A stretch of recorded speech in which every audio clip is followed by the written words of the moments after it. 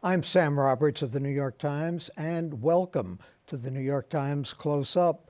One of the New York's most distinguished public servants is retiring. Zachary Carter has been New York's top lawyer for almost 6 years. Before that, of course, he was the U.S. Attorney for the Eastern District. We'll talk to him about an extraordinary career and how his efforts have profoundly changed the city for the better.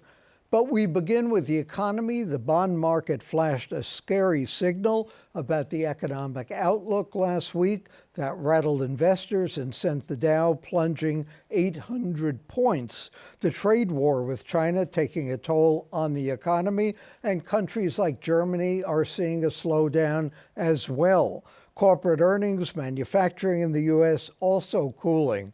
But unemployment is at historic lows and consumer spending solid, with Walmart and Target reporting strong sales and earning. President Trump and his economic advisors are pushing back hard at the idea that a slowdown or recession may be on the horizon. But Trump said Tuesday he's considering measures to stimulate the economy. We're very far from a recession. In fact, if the Fed would do its job, I think would have a tremendous spurt of growth, a tremendous spurt. Payroll taxes, I've been thinking about payroll taxes for a long time. Whether or not we do it now or not is, it's not being done because of recession. Trump has flip-flopped on the idea of more tax cuts, making it hard to say how that issue will play out. So is an economic slowdown or even a recession in the cards? We're joined by Paul Krugman, a Nobel Prize winning economist, distinguished professor at the CUNY Graduate Center's PhD economics program, and of course, a New York Times columnist. Paul, is there anything the president can do, this president could do, that will forestall a recession, and how likely is one? He would have to, in order to do anything real, he would have to get some legislation that would be approved by both houses of Congress, which means he would have to actually give, Nancy Pelosi something that Democrats could point to. I believe that this guy is basically constitutionally incapable of doing that. Even a clean... Constitutionally with a capital C or personal constitution? Personal constitution. I think the idea that they would come up with a clean... In 2008, George W. Bush and Nancy Pelosi actually did have a small stimulus package that was agreed on jointly, but that was a clean package. It was something that was, wasn't larded up with giveaways to cronies. I don't believe Trump is capable of doing that sort of thing. Are we heading toward a recession? Nobody knows. In fact, we have firm statistical evidence that economists are really terrible at predicting recessions. We never get it right. And there's nothing lurid out there. There's nothing like the housing bubble. There's nothing like the dot-com bubble if you go back far enough. But there is a bunch of signs of some underlying weakness. The trade war is clearly taking a toll on business investment. Several European economies appear to be probably in at least mild recession already. And whatever sugar high we got out of that Trump tax cut seems to have evaporated. So the odds look reasonably, the odds are high enough that you should be concerned, and certainly the economy is slowing down.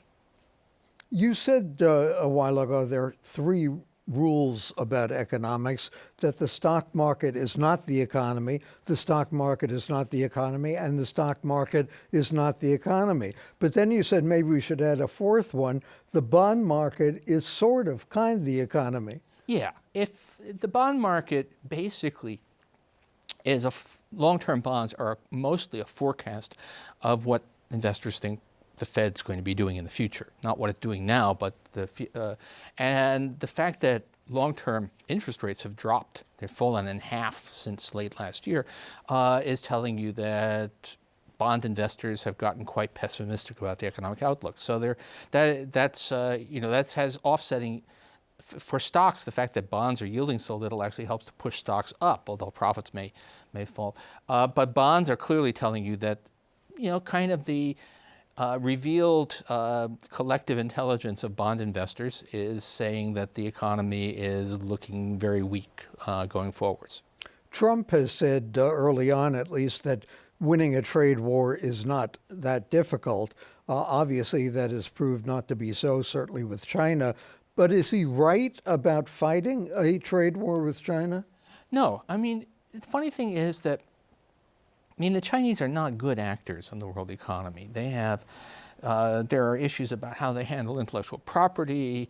Some of their industrial policy, even though it isn't explicitly protectionist, violates the spirit of trade agreements. But the idea that our trade relations with China are a central concern, are certainly that they're something that should be the centerpiece of Trump's policy, and that we should be creating all this uncertainty over that. That's crazy. That's a personal obsession of Trump's that essentially nobody who knows anything about the subject shares. And what about his attacks on the Federal Reserve, specifically Jay Powell? Is that having an impact, and is that in any way justified? This is a peculiar thing. The Fed pretty clearly made a mistake by raising rates last year. The economy has been weaker than they thought it was going to be. The inflation is not materializing. On the other hand, this was expected. If you look at the Trump administration's own economic projections for 2019, they expected the Fed to be raising interest rates because they thought the economy was going to be so strong. They expected that interest rates were going to be actually substantially higher than they are right now. So for Trump to be saying Jay Powell caused this slowdown Powell is doing exactly what the administration expected him to do, except maybe less, and has been easier money than they expected. So this is, it's Trump. It's always someone else's fault, and Jay Powell is his favorite target. If the Fed cuts interest rates another quarter point, even a half point, will that have an impact anymore? No, it's already baked in. I mean, the long-term rate is what matters for investment, and that's already down to 1.6%. And that's a very low rate, and that's half what it was last fall. So any boost we're going to get is already in the pipeline, and it's probably not very big. The trouble is, interest rates start from a very low point here. There's only so much kick you can get from cutting them even a bit further. So what should they be doing? I mean, if you were in charge of the world, if you were the chosen one. Right. Oh, I mean, what the world as a whole, I mean, both here and in Europe in particular, you can borrow. Investors are basically paying governments, please take our money. This would be a great time to be spending a lot on infrastructure. If we had big infrastructure programs here and in Europe, that would be a lot of the things that we're worried about would go away. But there's not a hint of any of that happening. Why not? Everyone seems to be in favor of it. Unions, obviously manufacturers. It's a bipartisan thing that's supported. Well, not really. That's the thing. For Mitch McConnell, who basically has veto power, has made it clear he has zero interest in infrastructure. I think because basically orthodox Republicans don't like the idea of government doing anything successfully because it might lead people to think it should do other things as well. And to the extent, to the Trump people, their infrastructure proposals, such as they are, they're very sketchy, but they really are, they're larded up with other stuff. They're really privatization proposals under the guise of infrastructure proposals. So while you would think a clean, let's just spend $1 trillion fixing the roads, you would think that everybody would be for that. In fact, there are key groups that are not willing to go for that. We used to have voodoo economics that we were concerned about. What do we have now? Well, first, I mean, the tax cut was straight voodoo economics, but I am trying now to introduce a new term, which is hoodoo economics, because when Trump isn't blaming Jay Powell, he's blaming the Democrats who he says are willing the economy to fail, and so he apparently thinks that bad thoughts from Democrats can hex his boom. So I mean, it's really quite bizarre. It's everything. My policy didn't do what it was supposed to, but it can't possibly be the fault of my policy. Whatever happened to Republican concern about deficits? We're heading toward record deficits, and nobody seems to be all that concerned about it. The answer is it was always fake. I mean, I was telling people back in 2010, Paul Ryan is a phony. He's pretending to care about deficits, but it's only about hobbling President Obama, and everything we've seen since then has confirmed that. This was a pure hypocrisy, and now that the Republicans in the White House, they don't care. You alluded in one column the other day to the billionaires who are supporting Trump as useful idiots, to quote someone else. Why are they supporting Trump? What's in it for them? Well, Trump has, in terms of the actual financial gains, they've been taxes on top incomes and taxes on corporate profits, which largely end up with billionaires, have been cut a lot. So there's a lot of personal financial gain. But why do they need more money? Well, that's the interesting question. I mean, but if you're the kind of person who asks that sort of question, you probably don't end up becoming a billionaire in the first place. That's a good guess. But the fact of the matter is that they should be terrified of what it would mean. If Trumpism consolidates power, it's going to be a terrible place, even if you happen to be a billionaire. Being a billionaire in Putin's Russia is actually a very scary thing, but it's very hard for people to see past that, just those dollar sign with many digit things in the short run. And without picking or making a choice, is there any one of the Democrats who seem to be making the most sense on the economy? Well, they're all making sense. The level of just basic competence and discussion at these Democratic debates is actually quite impressive. No one is saying anything that's really crazy at all. In terms of who has actually clearly thought through things a lot, Elizabeth Warren has an amazing policy shop for somebody who's just at candidate level. And I don't agree with every one of her plans, but a lot of them are very smart. But, Joe Biden says reasonable. I cannot think, I have to admit, I haven't listened hard to any of I don't actually know what Marianne Williamson's economic policies are, but on the whole, we're talking about a field of really quite sensible people. Including Bernie Sanders. Even including Bernie Sanders. I have my problems, but my issues, I'm worried about some of Sanders' proposals, but more because I think that they're excessively ambitious in terms of the politics. I think he's demanding that we fix things that aren't broken, and even though they might be better, that's probably just not a route worth pursuing. Thanks to Paul Krugman of the New York Times and CUNY. And coming up next, New York City's Corporation Counsel Zachary Carter retiring. He's standing by to talk about his time as the city's chief lawyer and his days as a top federal prosecutor.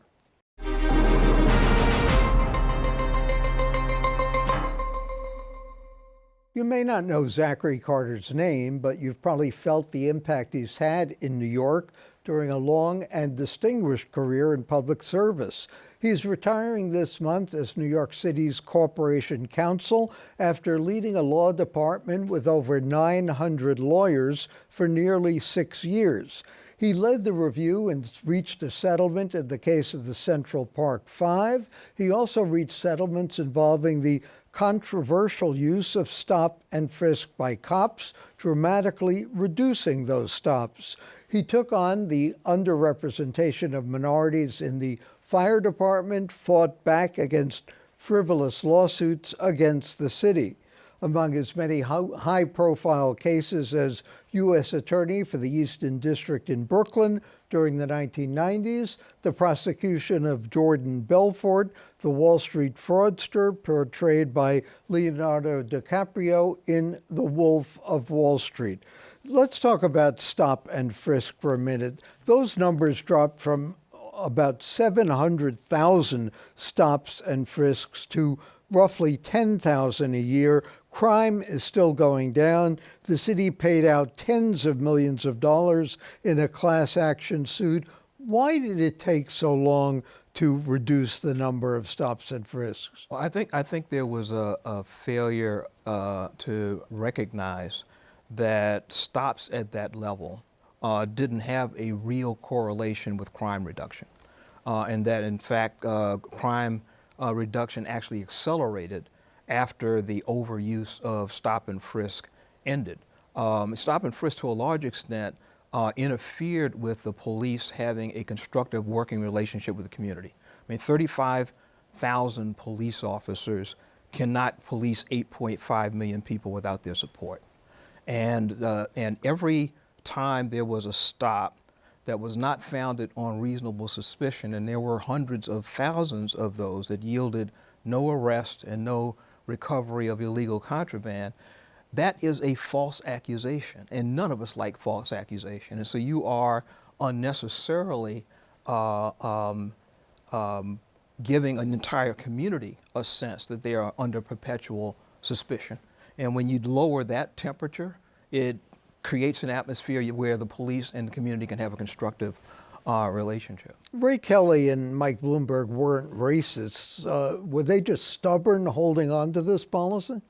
I think that sometimes people confuse activity with kind of with more constructive endeavors. So one of the things that Bill Bratton brought in his original incarnation as police commissioner, along with his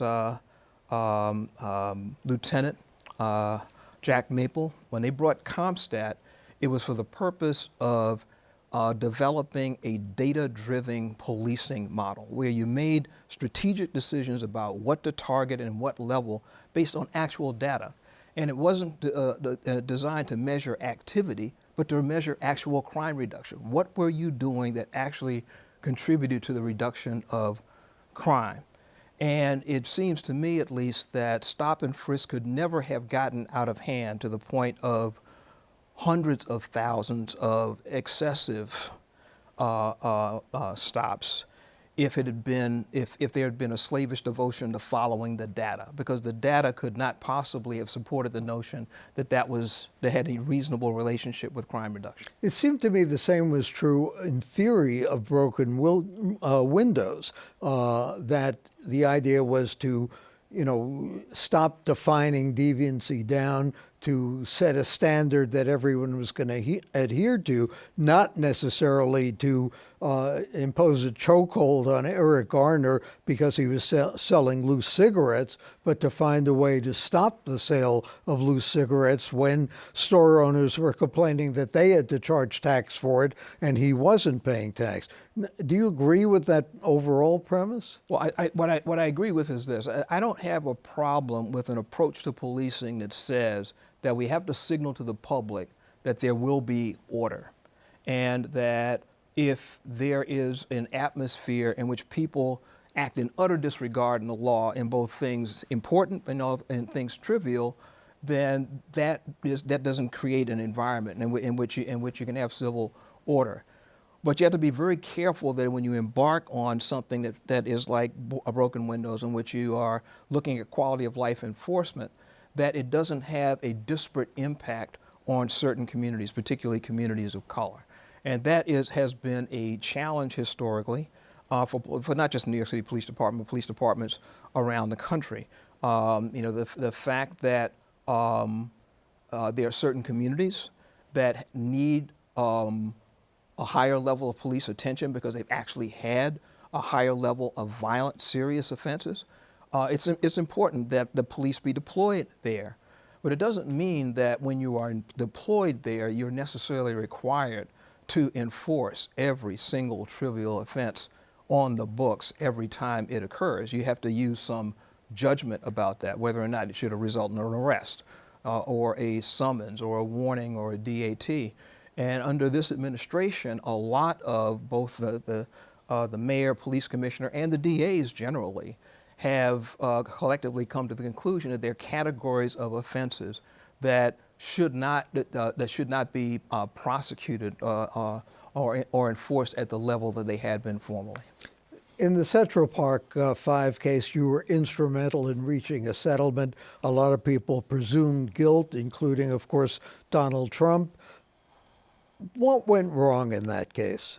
I think that what has not been reported about enough and not covered in either of the documentaries that describe that incident is putting what happened in time perspective. We all know now, because of the extraordinary work of the Innocence Project, that has resulted in the exoneration of hundreds of individuals who were wrongfully convicted, very often because of false confessions and faulty eyewitness identification. That particularly in the area of false confessions, we now know for a fact that was what was only speculated about 30 years ago, and that is innocent people confess. Why? I don't think that that has ever been completely understood, but when you perceive your fate to be in the hands of an authority figure, particularly if you're young or you're developmentally disabled, as one of the five young men were, you're more susceptible to suggestion and more susceptible to saying whatever you think is going to be necessary to free yourself from the situation at the moment, no matter how irrational that might be. So even though there may have been scholars who have warned police agencies for years that you got to be careful about whether or not your questions are leading someone to admit something that may not be true, nobody really felt that in their gut or really believed it until DNA evidence established beyond all doubt that innocent people sometimes confess. If the Innocence Project had existed 10 years before the Central Park Five, based on my review of the evidence, particularly the interviews, I think that there may have been some red or at least yellow caution flags raised in the minds of the police during the interviews and the assistant DAs to say, there's something that doesn't sound quite right here, particularly with respect to the interviews in connection with the rape. As Corporation Counsel, you've tried to cut down on the number of frivolous lawsuits against the city. How have you done that, and what's the impact been? Well, what we've tried to do is improve how we prepare ourselves for trial in cases. We try to determine at the earliest time, identify those cases that deserve what we call vertical handling. That is, a handling that in an ideal world would have one lawyer assigned to a case at its inception and follow that case all the way to the end, to possible trial, so that all the critical decisions that are important in the beginning about who to interview and what questions to ask and what documents to gather, those get done early so you can make a quick determination about what cases have merit and what cases don't and should be taken to trial. And in cases involving the police, we've gone a step further, and that is that even though we have thousands of cases pending against the city at any one time, there are cases that we have to handle, we're forced to because of the volume, like an insurance company. You make a cold economic risk assessment, and there are some cases that you will pay a modest amount in order to resolve because you know you're going to have to invest a lot of time and resources in litigating the case. If, on the other hand, if it's a case that implicates a police misconduct and you believe the police officer has acted properly, then we will try that case even though we believe that there's risk. Thanks to Zachary Carter, and I'll add my thoughts on CODA.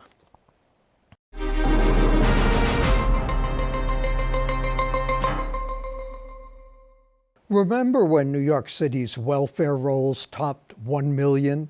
That was in 1972 under a Republican mayor, John Lindsay, with a reputation for liberal social policy and spending.